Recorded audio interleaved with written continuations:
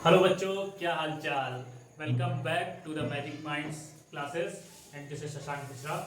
दोस्तों, हमने पिछली क्लास में सीखा था कि सेट्स क्या होते हैं। तो हमने जाना भी था बहुत सारे एग्जांपल्स के माध्यम से, बहुत सारे एग्जांपल्स के थ्रू हमने देखा था कि सेट्स क्या होते हैं। तो एक well defined collection of objects जो होता है वही होता है सेट्स।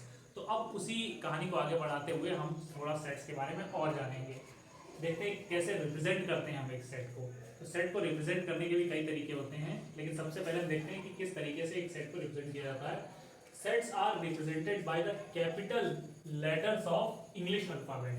सेट्स कैसे रिप्रेजेंट किए जाते हैं? इंग्लिश अल्फाबेट के कैपिटल लेटर्स के थ्रू हम सेट्स को रिप्रेजेंट करते हैं, जैसे कि A B C D etc, मतलब कुछ भी हो सकता है। इंग्लिश इंग्लिश का कोई भी अल्फाबेट, इंग्लिश लैंग्वेज का कोई भी अल्फाबेट जिसको कैपिटल में लिख रहे हैं, उससे हम सेट्स को रिप्रेजेंट कर सकते हैं। जैसे कि मैंने यहाँ पे एक set of first 10 natural numbers, पहले 10 नेचुरल नंबर्स का एक सेट मैंने यहाँ पर रिप्रेजेंट किया है। तो देखिए इस तरीके से ए जो है कैपिटल लेटर इस सेट का नाम है, मतलब ए सेट है ये, और एक करली ब्रैकेट बनाते हैं इस तरीके से। ये करली ब्रैकेट, सिंपल वाला ब्रैकेट नहीं, करली ब्रैकेट इस तरीके से। और इसके अंदर मैंने 1 2 3 4 5 6 7 8 9 10 फर्स्ट 10 नेचुरल नंबर्स लिखे, और हर एक एलिमेंट के बीच में, यानी हर एक नंबर के बीच में मैंने कॉमा लगाया। हर एक नंबर के बीच में मैंने कॉमा लगाया और लास्ट में जाके इस सेट को उसी करली ब्रैकेट से इस तरह से क्लोज कर दिया। तो ये क्या है? इस तरीके से हम किसी भी सेट को रिप्रेजेंट कर सकते हैं, जिसमें कैपिटल लेटर से उसका नाम लिखते हैं और उसके जो अंदर जो उसके ऑब्जेक्ट्स होते हैं उनको कॉमा कॉमा लगा के, मतलब उनके बीच में सभी जगह कॉमा लगाते हैं और लास्ट में जाके पूरे ब्रैकेट को क्लोज कर देते हैं।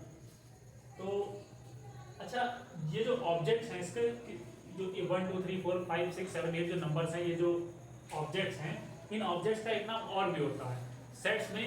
इन ऑब्जेक्ट्स को हम एलिमेंट्स भी बोलते हैं। क्या बोलते हैं? एलिमेंट्स। यानी 1 2 3 4 5 ये सब क्या है? ये सब एलिमेंट्स हैं, इस सेट ए के एलिमेंट्स हैं। कोई भी नंबर इसमें से अगर आप उठाएंगे, जैसे कि मैंने 8 उठा लिया या 7 ले लेता हूँ, द लकी नंबर 7, तो 7 क्या है? 7 इस सेट का एक एलिमेंट है। इसका ऑब्जेक्ट भी कह सकते हैं और इसका एलिमेंट भी बोल सकते हैं। तो वही मैंने लिखा हुआ, the objects of sets are also called the elements of sets. यानी जो ऑब्जेक्ट्स होते हैं किसी सेट के, वो उसके एलिमेंट्स भी होते हैं। चलिए थोड़ा आगे बढ़ते हैं। अच्छा, अब एक और बहुत ही इंपॉर्टेंट बात हम सेट्स के बारे में जानने वाले हैं कि इन राइटिंग अ सेट मतलब एक सेट को लिखने में order of elements is not important. यानी अगर हम कोई सेट लिख रहे हैं तो उसमें हमें नंबर ऑफ एलिमेंट्स तो इम्पॉर्टेंट है, नंबर ऑफ एलिमेंट्स फिक्स रहने चाहिए, सेम रहने चाहिए, लेकिन उनका ऑर्डर जो है वो फिक्स नहीं रहता। उसके ऑर्डर को फिक्स रखने की कोई भी जरूरत नहीं है। जैसे कि यहाँ पर एक सेट है वॉवेल्स का, इंग्लिश अल्फाबेट के जो वॉवेल्स होते हैं उनका एक सेट है ए ई आई ओ यू, 5 होते हैं ना वॉवेल्स। तो पांचों वॉवेल्स का मैंने यहाँ पर एक सेट बना दिया, ए ई आई ओ यू। और इसी सेट को अगर कोई इस तरह से लिखता है कि पहले आई लिख देता है, फिर ओ, फिर यू, फिर ए, फिर ई, तो यहाँ पे आप क्या देख रहे हैं? यहाँ पर जो एलिमेंट्स आए हैं, जो वॉवेल्स आए हैं, उनका जो ऑर्डर है वो मतलब एकदम सीरियल में लगे हुए हैं, जबकि यहाँ पर इनका ऑर्डर चेंज हो गया। लेकिन इससे कोई भी फर्क नहीं पड़ता। यानी सेट आप चाहे ऐसे लिखें और चाहे इस तरह से लिखें, कोई भी फर्क नहीं पड़ने वाला किसी भी सेट को लिखने में। या फिर हम यू ओ आई ई ए इस तरीके से भी लिख सकते हैं, इससे भी कोई फर्क नहीं पड़ता। यानी सेट का ऑर्डर जो है, जो एलिमेंट ऑफ ऑर्डर्स है, जो ऑर्डर ऑफ एलिमेंट्स है, यानी एलिमेंट्स का जो ऑर्डर है लिखने में वो इम्पोर्टेंट नहीं होता है। ठीक है, अब आगे बढ़ने से पहले और रिप्रेजेंटेशन ऑफ सेट्स को समझने से पहले हम दो सिंबल्स के बारे में जान लेते हैं जो इस सेट चैप्टर में बहुत भर भर के यूज हुए हैं। पहला है ये बिलोंग्स टू। ये ई जैसे बनाते हैं ना हम लोग, इस ई को ऐसे करके एक हाफ सर्किल, सेमी सर्किल बनाया और बीच में से इस तरीके से एक लाइन खींच दी। ये जो ई बनाया हमने, इसको क्या बोलते हैं? इसको बोलते हैं बिलोंग्स टू। यानी इसका हम यूज करेंगे बिलोंग्स टू लिखने की बजाय हम सिंबल का यूज करेंगे। मैथमेटिक्स में तो सब सिंबल्स ही होते हैं, मैथमेटिक्स की अपनी अलग एक लैंग्वेज होती है। जैसे कि इक्वल्स टू को हम क्या करते हैं? इक्वल टू का साइन सिंबल बना देते हैं इस तरीके से। ये क्या होता है? ये इक्वल्स टू होता है ना? ये क्या होता है? इसका मतलब ऐड होता है। तो इसी तरीके से सेट्स चैप्टर में ये वाला सिंबल जो है वो बिलोंग्स टू के लिए यूज करेंगे, और जहां पर बिलोंग्स टू नहीं है, यानी not does not belongs to, वहां पर इसी बिलोंग्स टू के सिंबल को बनाकर इस तरीके से हम कट कर देंगे। इसका मतलब होगा does not belongs to. Okay बच्चों, तो यहाँ तक बात आपको समझ में आई। अब इसके बाद हम आगे देखेंगे कि रिप्रेजेंटेशन ऑफ सेट्स कैसे करते हैं, यानी सेट्स को हम रिप्रेजेंट कैसे करते हैं। दोस्तों आपने सीख लिया कि किसी सेट्स को हम कैसे लिखते हैं और इंग्लिश अल्फ़ाबेट के कैपिटल लेटर से उनको रिप्रेजेंट करते हैं। अब हम देखते हैं कि सेट्स की रिप्रेजेंटेशन के दो टाइप्स अब हम सीखेंगे कि यानी कौन कौन से वो टाइप्स हैं, कौन कौन से वो तरीके हैं जिससे हम सेट्स को रिप्रेजेंट करते हैं।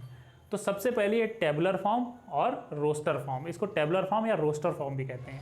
इसमें कैसे रिप्रेजेंट करते हैं सेट्स को, आइए देखते हैं। Set A is equals to, मैंने यहाँ पर देखिए एक वीक के अंदर जितने नंबर ऑफ डेज होते हैं, यानी एक वीक के अंदर जितने डेज होते हैं उन सभी डेज के मैंने नाम यहाँ पर एक रिप्रेजेंट किए हैं एक सेट के रूप में, और उस सेट का नाम मैंने ए रखा हुआ है।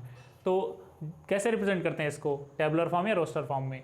सबसे पहले करली ब्रैकेट बनाते हैं, करली ब्रैकेट से इसकी स्टार्टिंग करते हैं जो कि हमने पहले भी देख रखा है, और Monday comma Tuesday comma Wednesday comma Thursday comma Friday comma Saturday और कॉमा संडे। मतलब इसमें हम करली ब्रैकेट के अंदर सभी एलिमेंट्स को बंद करते हैं और एलिमेंट्स के बीच में कॉमा लगा कर उनको एक दूसरे से अलग करते हैं, यानी कॉमा लगा करके उनको सभी जितने भी एलिमेंट्स होते हैं सेट्स के अंदर उन सभी को लिख देते हैं। तो ये फॉर्म कौन सी फॉर्म होती है? ये फॉर्म होती है टेबुलर फॉर्म या फिर रोस्टर फॉर्म ऑफ सेट्स। इसी तरीके से एक और एग्जांपल है आपके सामने, set of first 10 natural numbers. पहले 10 नेचुरल नंबर्स का जो सेट होता है उसको हमने किस तरीके से टेबुलर फॉर्म या फिर रोस्टर फॉर्म में रिप्रेजेंट किया है। देखिए करली ब्रैकेट से मैंने सेट की शुरुआत की, सेट बी इसका नाम रखा, set B is equals to curly bracket से स्टार्टिंग करते हैं 1, 2, 3, 4, 5, 6, 7, 8, 9 and 10 and then curly bracket से ही इसको क्लोज कर देते हैं। तो ये जो तरीका होता है, ये सेट्स के रिप्रेजेंटेशन के इस टाइप को हम टेबुलर फॉर्म या फिर रोस्टर फॉर्म ऑफ सेट्स कहते हैं। इसी तरीके से दोस्तों अब एक और भी नई फॉर्म होती है जिसमें हम सेट्स को रिप्रेजेंट करते हैं। वो कौन सी फॉर्म है?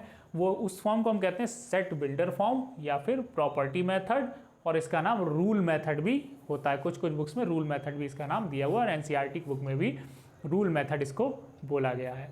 तो set builder form, property method या फिर रूल मेथड इसका नाम है, लेकिन जनरली हम इसको सेट बिल्डर फॉर्म ही बोलेंगे। यानी ज़्यादातर क्वेश्चंस जो आते हैं उनमें सेट बिल्डर फॉर्म करके इस टाइप को बोला जाता है। तो कैसे करते हैं हम सेट बिल्डर फॉर्म में रिप्रेजेंट किसी सेट को, तो आइए देखते हैं।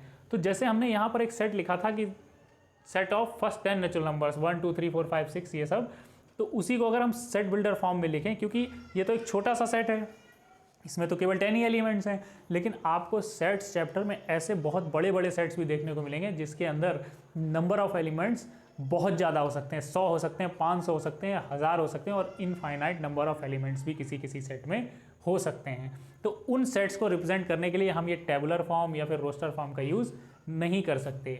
उनको रिप्रेजेंट करने के लिए हमें हमेशा सेट बिल्डर फॉर्म की मदद लेनी पड़ती है, इसकी हेल्प से ही हम उन सेट्स को लिख सकते हैं। तो the set of first 10 natural numbers जो कि हमने यहाँ पर रोस्टर फॉर्म में रिप्रेजेंट किया था, उसी को सेट बिल्डर फॉर्म में हम कैसे लिखेंगे?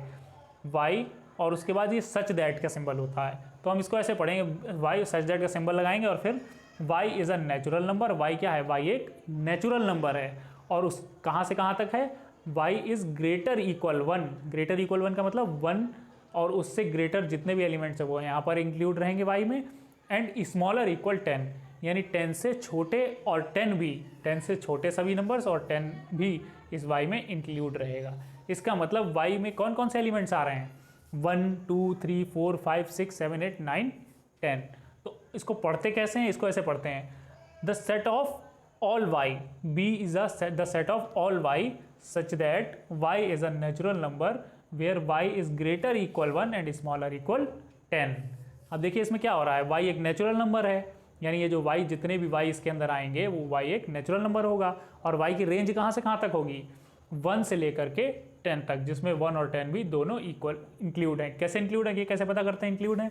ये जो हम लोगों ने यहाँ पर ये जो नीचे इक्वल टू का जो साइन बनाया साथ में इसके, जो ये ग्रेटर वाले साइन के साथ में हमने जो इक्वल का साइन बनाया है, ये बताता है कि 1 भी इसके अंदर इंक्लूड है। जैसे कि मैं आपको बता देता हूँ, अगर मैं इसी को यहाँ पर ऐसे लिख देता, y is greater than 1 and smaller than 10, तो यहाँ पर y की जो वैल्यू होती है वो 1 नहीं होती, वो 2, 3, 4, 5, 6, 7, 8 और 9 तक होती, लेकिन 1 और 10 इसके अंदर इंक्लूड नहीं होते।